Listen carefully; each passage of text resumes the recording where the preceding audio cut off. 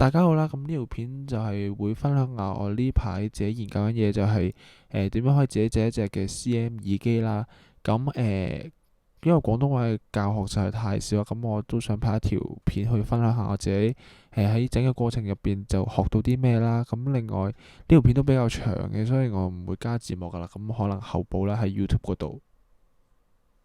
咁喺製作一隻 CM 耳機之前呢，咁我哋就要倒咗個耳帽先啦。咁我哋咧倒耳帽咧就有一啲專用嘅耳印膏啦，另外都有一個專用嘅一啲針筒，就俾我哋咧將我哋耳印膏咧就可以倒入我哋嘅耳仔入邊嘅。咁另外啦，都有一啲嘅棉啦，咁後邊就會掕住一條繩噶啦，咁樣咧就防止一啲耳印膏會流入我哋嘅耳道度啦。咁另外都有一個棉花棒，就係攞嚟將嗰啲棉就塞入我哋嘅耳窿入邊嘅。咁呢個就係我哋倒完出嚟嘅耳印啦。咁樣呢，我哋首先要將一啲多餘嘅部分切咗佢嘅，攞戒刀。咁樣你就可以對翻我哋個耳窩入邊嗰個形狀啦。咁就切翻多咗出嚟嗰啲啦。咁有一個位要留意啦，就係呢一個位，我哋一定要切走佢嘅。呢一個係嗰個入我哋耳道嗰個管嗰個位嘅下邊啦。因為如果呢個位呢，我哋冇切走佢呢，我哋就會變到好難戴啦，好硬嘅。咁另外我哋都要將佢個面啊，我哋要切翻平佢，咁樣呢，我哋就可以方便我哋一陣間可以呢將整我哋嘅耳帽嗰時呢就可以方便啲啦。咁之後呢，我哋就喺呢一個位啦，咁我哋要打直咁樣切一刀，咁我哋要留翻一個位呢，俾我哋呢可以將我哋嘅插座可以呢好啲咁樣擺上去，因為呢，如果唔切呢個平啲嘅位呢，我哋嘅嗰個帽座啊，嗰個座呢就會好難去到上得到落去噶啦。咁我哋大致都切完噶啦，咁樣呢，我哋依家就要用一個磨機啦，咁樣就要將成個耳印都磨翻光滑啲。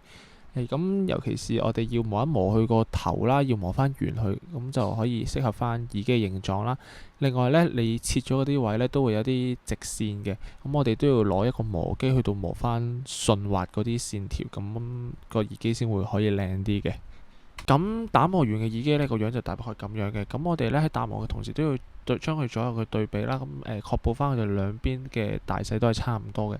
咁樣另外啦，我哋都要將成個耳帽呢打磨細少少，因為呢我哋遲啲都會上一啲蠟同埋上光油嘅，最後係會，因為呢啲都係一啲厚度啦，所以呢，我哋如果唔打磨細啲呢，咁我哋戴落去就會變得唔舒服啦。好啦，咁轉眼間我哋已經嚟到廚房啦。咁我哋上面白色呢一個呢係一個蠟嚟嘅，咁樣我哋就要呢喺製作模具嗰之前呢，我哋只要將我哋嘅耳印啦，咁染一染呢啲蠟啦，咁就可以填補翻佢表面嘅一啲可能毛孔啊，或者一啲氣孔嘅。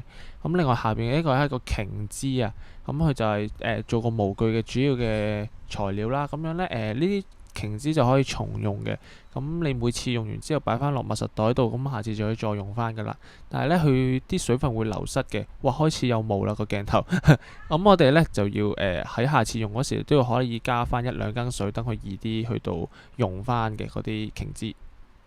好，咁啲蠟都已經煮到好似水咁稀噶啦，咁樣呢，我哋就要將我哋嘅耳印啦，咁都要浸落去蠟嗰度嘅。咁我哋要好快啦，咁我就用牙籤呢，咁就吉住咗耳機嘅面板嗰個位啦，嗰個耳印嘅面板嘅部位啦，咁樣就即刻攬落去，咁就即刻打翻直佢，咁我哋就已經完成咗噶啦。咁上咗蠟嘅耳印啦，咁我哋都有一個可以甩蓋嘅杯啦，呢一啲係一個耳機專用嘅杯啦，咁樣呢。我哋就要將我哋嘅耳印咁就滴一滴蠟落去佢個底度，跟住呢，我哋就要黐落去嗰個杯嘅底座嗰度。之後呢，我哋就要上翻嗰個杯邊，咁就已經完成咗噶啦。咁製作模具最後一步呢，就係我哋要將我哋嘅瓊枝啦，咁倒落去呢個杯度嘅。咁樣呢，我哋就要攞一隻匙羹擺喺面啦，咁就防止啲瓊枝沖落去太快，咁就令到個帽入邊會有氣泡啦。咁樣，咁我哋倒完之後呢，就已經完成咗。咁我哋等佢乾呢，就可以做之後嘅步驟噶啦。咁整耳機，我哋首先要用單元啦。咁我就今次就用咗一啲10mm嘅動圈單元啦，亦都有啲動鐵嘅單元。呢個就係30017嘅單元。咁另外都有一啲線啦，咁俾我焊接用嘅。咁另外都有一啲電容啦。咁另外仲有一啲動圈用嘅帽啦。之後就有一啲呢個叫阻離，咁佢就可以 cut 咗啲 frequency 嘅。咁另外仲有啲 MM6 嘅頭，同埋一啲唔同 size 嘅導管。咁唔同嘅單元啊，唔同嘅組合咧都有唔同嘅焊接方法啦。咁我呢度都唔會詳細講。咁如果大家想知我用10mm單元加3007點樣焊嘅話，都可以同我講。咁我之後再拍多條片可以同大家講下嘅。咁焊接完嘅耳機啦，咁我哋就要將佢上咗一啲導管嘅。咁樣咧，我哋首先要做咗個動圈單元先啦。咁咧，通常動圈單元咧都會有一個膠紙咁樣咧，俾你貼喺個帽度嘅。咁我首先搣咗張膠紙啦，咁就將個動圈嘅帽咧黐上去。咁呢啲阻離咧，咁就可以cut 咗部分 frequency 嘅。咁樣咧，我哋首先就要將一粒阻離啦，咁就塞入去一個2mm 嘅導管度，咁就可以方便俾我哋咧，就可以塞翻入去一個1.5mm 嘅導管入邊啦。咁之後咧，我哋就要去翻個動鐵嘅單元度。咁樣咧，我哋首先喺動鐵嘅單元個出音位咧，咁咧就喺佢個側邊度黐少膠水。之後咧，我哋就要插咗我哋個1.5mm嘅導管啦。咁樣咧，再攞，因為我用 UV 燈啊，所以咧我就要攞啲 UV 燈去到曬翻乾啲膠水。而動圈單元咧都一樣啦，咁我就會將個導管將啲膠水黐喺個導管度，之後咧就擺落去個導管度，跟住再照燈。咁另外都想同大家講下啦，咁如果將個導管嘅頭咧剪到尖啲咧，咁就會容易啲去到穿過你個帽嘅。咁我哋兩粒單元都黐好咗導管之後咧，咁樣咧我哋就喺動鐵單元咧嘅前面嘅部分就剪一刀啦，之後就可以將我哋啱啱塞咗阻離嘅嗰個2mm嘅導管咧，就將佢哋兩個連埋一齊。咁我哋咧元件組裝嘅部分已經完成咗㗎啦。之後我哋嘅模具已經硬咗之後咧，我哋就可以用一啲尖嘅嘢啦。咁我就用咗牙籤啦，咁就咧將佢側邊嘅蠟都刮走啦。之後咧，我哋就可以將牙籤咧直接吉入去，跟住呢一掹出嚟咧，咁我哋嘅模具就已經完成咗㗎啦。之後咧，我哋就會撈我哋嘅 UV 膠啦。咁樣我自己係買咗透明嘅 UV 膠，之後自己再落顏色落去。咁咧，我撈好咗自己啱嘅顏色之後咧，咁我哋就會將啲 UV 膠咧就倒入去我哋嘅模具入邊啦。之後就會攞去UV 機嗰度照燈嘅。咁照燈之前啦，記得要用一張卡片去遮住個模具嘅面啦，因為我哋唔想佢個面咧凝結啊，咁咧所以咧我哋就要冚一張嘅卡片上去。咁曬完 UV 燈嘅模具同埋一啲 UV 膠咧，咁樣我哋掹起咗張卡片啦，你會見到咧佢個頂係冇凝結嘅。咁樣咧我哋就要將佢中間嗰啲咧倒咗出嚟，咁樣咧就會得翻個外殼啦。咁樣咧之後我哋都係要放翻入 UV 機嗰度繼續去到照燈啦，咁令到佢成個耳機外殼都會變硬。咁之後咧，我哋凝固咗之後咧，我哋就可以用鉗啦，咁樣成個外殼咁就夾咗出嚟，咁就我哋個外殼嘅樣已經出咗嚟啦。之後咧，我哋就可以用我哋剩餘嘅UV 膠啦，就可以做麵包。我哋亦都可以咧自己撈過一個新嘅顏色。咁咧，我哋就會用一個普通嘅平面啦，咁倒啲膠落去，之後就直接擺落 UV 機嗰度曬就已經可以噶啦。咁我哋要用嘅嘢都已經整好咗之後咧，咁我哋咧就要將全部掉晒落一盒嘅 LP Cleaner 度啦。咁樣我哋就要將成盒嘢擺落去照燈。咁 LP Cleaner 嘅用途咧就係可以將佢面頭嘅一啲好黐立立嘅嘢都可以整走啦，同埋亦都係令到佢成件嘢更加硬嘅。